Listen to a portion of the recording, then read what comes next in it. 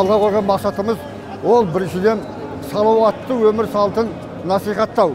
Біздің ардагерлеріміз мына пандемия кезінде біраз аралары сиресіп қалды, денсаулығы шыдай алмады.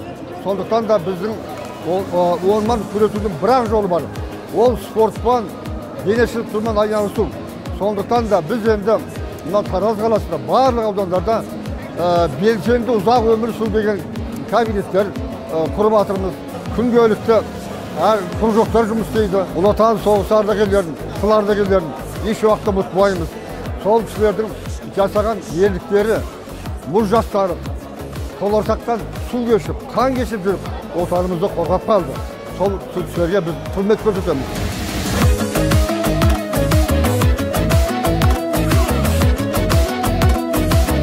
Ең қашық аудан, Мойынқұм ауданына келіп тұрмыз. Жастарды осы спортқа белсенді қатысуына және ардагерлерді белсенді қатысуына шақырамыз.